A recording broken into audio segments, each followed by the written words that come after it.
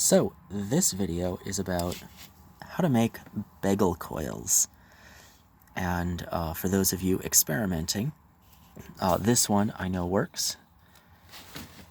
Somebody I know sent me a picture of something they made, and they said it's a fourth order coil, and that it doesn't work to make the electromagnetic phantom. And looking at it, you've got places that are very tightly wrapped, and then ones that are very loosely wrapped. I'm not sure this is enough consistency to make it work. So I'm going to show you how to make this one. But even after you make one of these things, so I use this coil you're seeing right now, and I hooked it up to a radio transmitter on the 40-meter amateur radio band, and it, well, basically, I had a shortwave receiver and tuned it to the same frequency and listened, and could not detect it at all once the thing was made. Yet that very closely wrapped up electromagnetic field it made hit me days later and burned. Like, it looked like it burned from the inside. 3 of them hit me. One on my arm, one inside my mouth, and I mean really inside my mouth. And then the other one, I don't know where else, but I could hardly stay awake for a few weeks. So I highly recommend being really careful with this stuff, since these do appear to be dangerous. When I hook it up to 60 cycles a second, I can still feel them hit me, but it doesn't burn. Anyway, but still, measuring it with actual detection hardware is almost impossible, so you might succeed and not know it. I think the original experimenters used I thought it was supposed to be something that used an electric arc with a magnetic field. I'm sorry, and we're looking for the magnetic field to detect it. So maybe something like one of these things, whatever these are called, would be better at picking up these fields, because you should be able to visualize it inside. I know there's videos on the web of people showing these coils up against one of these things. Anyway, so detecting it, tough. Building it, maybe not so tough. So I designed out a fair amount of what I was doing ahead of time. And I figured out I wanted about 2 inches across for my coil, which is about what I got. And I guess that means it's half an inch across, which I'm not quite sure I made what I was going for. But apparently it's close enough. So when you're winding these things, wind them pretty much like a spring. So this roll of wire is 24 gauge. And this is what I had when I started, just what I had on hand. And anyway, that roll is getting low, so I bought a new roll of wire. And this one I got 22 gauge because that's what calculated out to be the better gauge for what I'm doing. So here's basically, I'm going to call this a mandrel because that's what everybody else calls it, to wind the coil. And it's going to be wound just like a spring. So as you wind this, it will snap back to some degree. Now this first level will snap back really not much at all. Subsequent layers, I mean orders deep, like this right here, those will snap back a lot more. So this is really tiny. My second layer after I finish with this, anyway, I'll show you this. Another question came up. The right hand rule for electric and magnetic fields. This really has nothing to do with that. You can wind each one of these coils with a different pattern. Here I wound a couple of just examples. What people call right-handed or left-handed, that has to do with bolts and screws. It's a machinist term. It has nothing to do with the electromagnetic right-hand rule. So most modern nuts and bolts are designed to where when you turn them clockwise, looking at the head of it, it will tighten the screw. So when they say right-handed, they mean the top of the bolt is turned to the right. So that means it's going clockwise, looking at the head of it, and that will make it tight. You can make the threads the other direction. And they call those left-handed threads. So when people are saying right or left-handed with the bagel coils, they are meaning the same thing.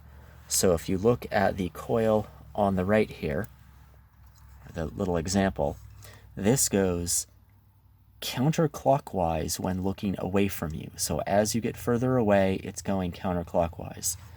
This one on the left here does the opposite. As you go away, it goes clockwise. And a lot of people say, well, if you just turn it the other direction, it'll be backward. So if you do that, make little examples and wind it each way, that's not the case with a solenoid coil. They stay fundamentally different no matter which way you spin them. Now, if you've got a flat coil, this one goes, if we look at it from this side, it goes counterclockwise as you go further out. Then you flip it over, and now it goes clockwise as you go further out. So a flat coil you can flip upside down and it's going to look like the other polarity, but not the case with solenoid coils. So there is a direction of spin. It's a machinist term, has nothing to do with the electromagnetic right-hand rule. Oops. So when you decide which way to wind it, make sure you are winding it the direction you want. And if you wind these things with opposite directions from the first layer to the next layer, that's not going to work. It all has to be going the same direction, or you're not going to get that electromagnetic phantom field. And I know this specifically because this coil I made goes opposite directions. The small windings and then the larger turns, they don't go the same direction, and it makes a great antenna. I also didn't wind them very close to each other. I just wound it around, so it needs the paper ring or it kind of splays out all over the place. I did much better with this one, but this is wound the correct way, so that one works better. By the way, I tried iron core. This is iron wire. That doesn't do anything. It just absorbs the signal, so no sense in playing with that. So once you get a decent amount of this stuff here wound, where you've got your first level, and you can certainly do this on a lathe, set up the machine just like you would to cut threads, only you're going to feed wire instead of a cutting tool, and it just will wind it along for you. I would love to be able to do that with my little lathe there. You can see it, but I don't have something solid enough. This is a piece of brass tubing I'm winding this on, because when you do wind a spring, it'll spring back on you. And the problem with that is it is to some degree trial and error to figure out what's going to work. Now this first layer, like I said, doesn't unspring very much. It's a little bit, but it's not a whole lot. So you can be pretty close, and make sure when you wind, you don't want to get lazy and hold the wire like that, because then you will get gaps like in that picture I showed you earlier, like I just did there. I got a little gap in the middle of my winding because I got a little lazy. Sometimes you can push those back together, but that will cause you problems later. You really want to be super consistent with this stuff.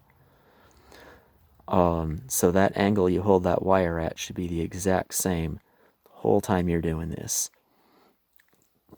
And after you're done with a fair amount of windings, or the whole length of whatever you're doing would be better, then you go for your second level. And for this, you want Here's the small one I was using. And then the one for the next layer on this is not that much larger. And the reason is when you start bending this around in a circle, make sure you go in the same direction as you did for the tinier wires. When you go the next layer, it will snap back a huge amount, which is why everybody wants coil forms and that sort of thing, because doing this freestanding is a little obnoxious. So it does snap back, and I guess since I'm trying to hold the camera, I didn't do that great of a job of that. But anyway, just keep going just like that, and you will have yourself a bagel coil. I did much better with this other wire when I was doing that earlier, but that's going to be slightly the wrong distance because I'm going to have too many coils around here.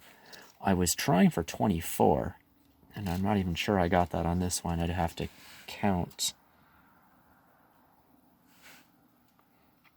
Anyway, but you want an even number for sure. This coil is 24 all the way around, and I know it's slightly more than, it's something like 30 or something for the smaller layer. But I was going for 24 on each of them because I believe that's the right number. You want that fractal pattern as close as you can get it. So since I don't really have a good way to squish the windings closer together than the inside, it means they end up spaced further apart on the outside.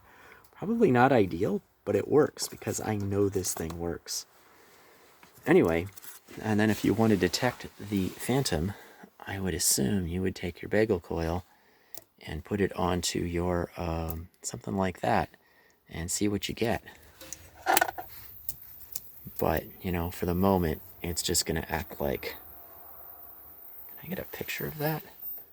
Yeah, it's just going to show up because it's a capacitor, basically. Anyway, because it's not powered up right now. So hopefully that helps people wind your own bagel coil and get it successfully done. Oh, by the way, the drinking straws on here are just so that it doesn't flop around. And the tape you see is because it was not quite even. So that was my attempt to fix it.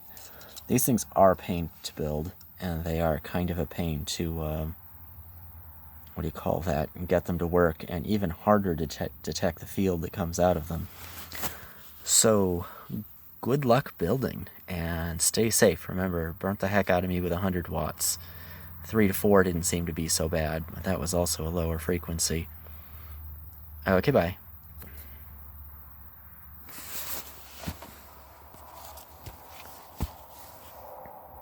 Wait, it didn't hang up.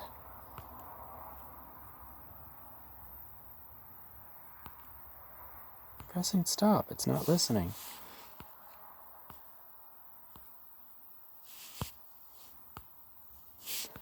The heck, it's stuck in zoom mode. Quit zooming.